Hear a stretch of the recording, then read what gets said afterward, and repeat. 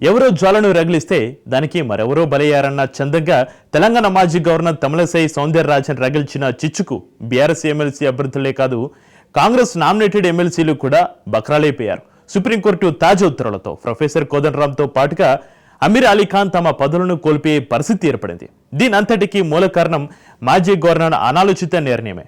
ఇప్పుడెన్ని నిష్ఠరాలు ఆడినా ఎంత వాపైనా జరగాల్సిన డ్యామేజ్ జరిగిపోయింది. ఇంత రాద్ధాంతానికి కారణమైన తమిళసై మేడం మాత్రం కూల్గా మళ్ళీ రాజకీయాల్లో బిజీ అయిపోయారు. గవర్నర్ పదవిలో ఉన్నోళ్ళు తమ అధికారాన్ని దుర్వినియోగం చేస్తే ఎలాంటి పరిణామాలు తలెత్తుతాయో తాజా వివాదమే నిదర్శనం. గవర్నర్లు తమ ఆధిపత్యాన్ని చాటుకోవడానికో ఈగోను సాటిస్ఫై చేసుకునేందుకో రాజకీయ ఒత్తిళ్లకు తలగ్గడం వల్ల వివాదాస్పద నిర్ణయాలు తీసుకున్న సందర్భాలు కోకొల్లలు. చివరకు కోర్టులు జోక్యం చేసుకుని గవర్నర్ నిర్ణయాలను తోసిపుచ్చిన ఉదంతాలు చాలా ఉన్నాయి. కోర్టులు ఎన్నిసార్లు మొట్టికేలు వేసినా గవర్నర్ పదవిలో ఉన్నవాళ్లు అనాలోచితంగా నిర్ణయాలు తీసుకునే పరిస్థితుల్లో మాత్రం మార్పు కనిపించడం లేదు. మొన్న మధ్య తమిళనాడు గవర్నర్ రవి డీఎంకే ప్రభుత్వం అసెంబ్లీ ప్రవేశపెట్టిన బిల్లులకు ఆమోదం తెలపకుండా పెండింగ్లో పెట్టడంపై సుప్రీంకోర్టు జోక్యం చేసుకున్న విషయం అందరికీ తెలిసిందే.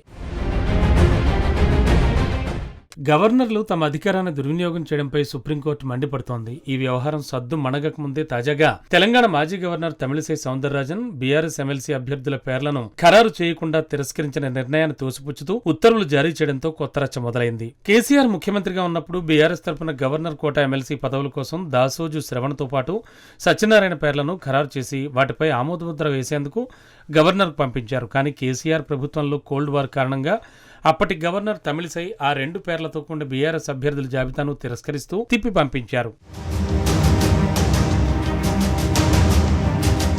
బీఆర్ఎస్ అభ్యర్థులకు రాజకీయ ప్రమేయం ఉన్న కారణాన్ని చూపి వారికి గవర్నర్ కోటాలో ఎమ్మెల్సీ పదవులు ఇవ్వడం సాధ్యం కాదని తమిళసై అప్పట్లో సాకు చూపారు. దీనిపై అప్పట్లోనే పెద్ద ఎత్తున నిరసన వ్యక్తమైంది. కానీ ఆమె దాన్ని పట్టించుకోలేదు. చివరికి వివాదంపై బీఆర్ఎస్ అభ్యర్థులు శ్రవణ్, సత్యనారాయణ హైకోర్టును ఆశ్రయించారు. ఈ కేసుపై విచారణ జరిగే సందర్భంలో తెలంగాణలో రేవంత్ రెడ్డి సర్కార్ అధికారంలోకి వచ్చింది. ప్రొఫెసర్ కోదండరాంతో పాటు అమీర్ అలీ ఖాన్ను గవర్నర్ కోటాలో ఎమ్మెల్సీ అభ్యర్థులుగా ఎంపిక చేసిన జాబితాను రేవంత్ సర్కార్ గవర్నర్కు పంపింది. ఈ రెండు పేర్లకు గవర్నర్ గ్రీన్ సిగ్నల్ ఇవ్వడంతో ఎమ్మెల్సీ ఛాన్స్ను కోల్పోయిన దాసోజు శ్రవణ్, సత్యనారాయణ సుప్రీంకోర్టును ఆశ్రయించారు.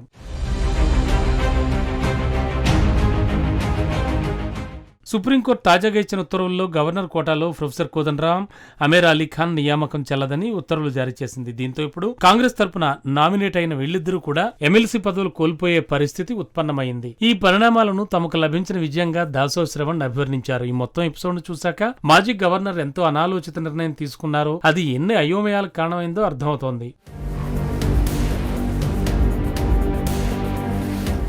బీఆర్ఎస్ ఎమ్మెల్సీ అభ్యర్థులుగా ఖరారైన దాసోజు శ్రవణ్, సత్యనారాయణ అకారణంగా ఆ పదవులను పొందలేక ఏడాది పాటు ఖాళీగా కూర్చునే పరిస్థితి ఏర్పడింది. పోనీ వీరిని కాదని ఎమ్మెల్సీలుగా నామినేట్ అయిన కోదండరాం, అమీర్ అలీ ఖాన్లైనా పూర్తికాలం ఆ పదవులను అనుభవించారంటే అది లేదు.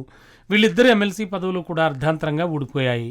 ఇలా అందరినీ త్రిశంకు స్వర్గంలో పడేయడానికి కారణం తమిళసై తీసుకున్న వివాదాస్పద నిర్ణయం. ఈ కేసులో సుప్రీంకోర్టు ఇచ్చే తీర్పుతోనైనా ఇకపై ఇలాంటి తప్పులు జరగకుండా ఆగుతాయేమో వేచి చూడాలి.